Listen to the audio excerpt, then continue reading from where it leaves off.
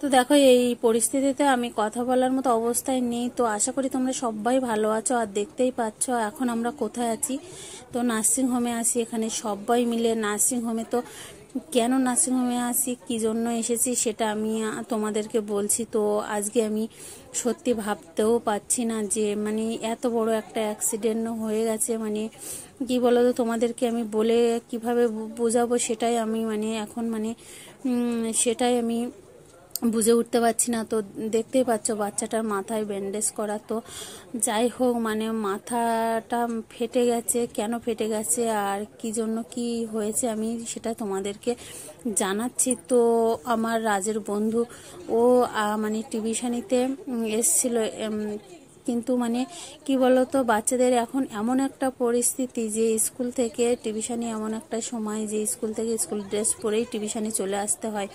খাওয়া দাওয়ারও সময় থাকে না বাচ্চাদের, মানে খুবই একটা অসুবিধার মধ্যে পড়াশুনো করতে হচ্ছে। তো কিছু করার নেই, স্কুল থেকে ডাইরেক্ট চলে আসতে হচ্ছে টিউশনিতে। তো ও এসছিল টিউশনিতে, আমার বাড়ি কাছাকাছি বলে ওকে আমি দেখতে পাই ওখানে, মানে একটা মাঠের ওখানে বসিয়ে মানে ওকে খেতে দিচ্ছিল। আমি বললাম যে দেখো বাচ্চাদের এইভাবে বাইরে খাওয়ানোটা তো উচিত না, দুপুরের খাবারটা তো ঠিকঠাক মতো হয় না।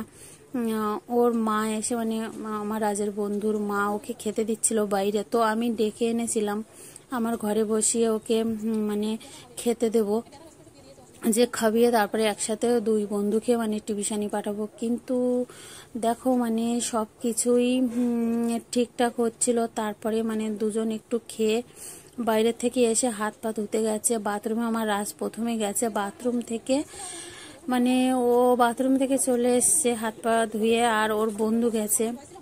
তো ওর বন্ধু মানে বাথরুমে গিয়ে সিটকিনটাও বন্ধ করে দিয়েছে। বুঝতে পারছো, মানে কোনো বড় একটা বিপদ যখন আসে না তখন এরকমই হয়। আর আমরা মানে বসে, আমি আর ওর মা বসে কথা বলছিলাম খাটে। তো বাথরুমে ও বাথরুম করে বেরোনোর সময় এমন করে পড়ে গেছে, দরজাটা তো ভিতর থেকে আটকানো। তো বাচ্চাটার মানে মাথায় একদম এমন করে লেগেছে, মাথা পুরো ফেটে গেছে, দুটো তিনটে সেলাইও পড়ে গেছে। তো বাচ্চাটা ঘাড়ে লাগতে পারতো। আজকে কত বড় একটা বিপদ যে গেছে, মানে আমি নিজেকে বোঝাতেই পারতাম না। বিশেষ করে মানে আমি তো ডেকে এনেছিলাম, দেখো মানে এই পরিস্থিতিতে এখন আমি মানে কথাই বলতে পারছি না, এতটাই মানে আমি পুরো ভয়ে ভয়ে পুরো আমি মুখ থেকে কোনো কথাই আমি বার করতে পারছি না। তো আজকে আমি ভেবেছিলাম যে বাচ্চাটার এত বড় একটা ঘটনা যদি আমার জন্য হয়ে যেত তাহলে আমি নিজেকে মানে ক্ষমা করতে পারতাম না, নিজেকে দায়ী করে রাখতে হতো। তো এখন দেখো মানে খুব কষ্ট করে ওর মাথায় মানে পেছন দিকটাতে অনেকটাই মানে ডিপ হয়ে গেছে, সেলাই পড়েছে।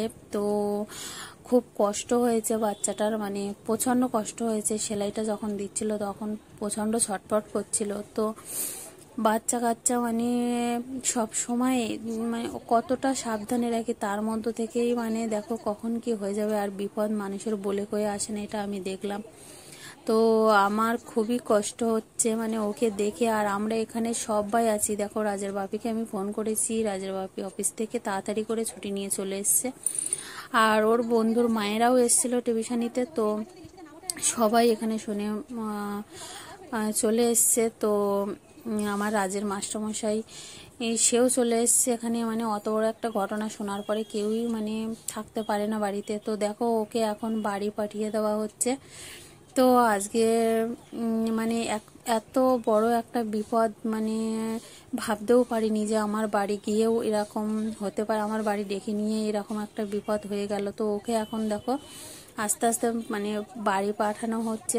তো বাইকে এখন তুলে দেওয়া হবে। ওর মা আমাদের বাড়িতে মানে ব্যাগপত্র আছে সেগুলো নিয়েই যাবে। তো দেখো মানে ভিডিওটা আমি এইভাবেই তোমাদেরকে একটু শেয়ার করলাম। তো দেখো ভালো লাগলে অবশ্যই লাইক কমেন্ট করো।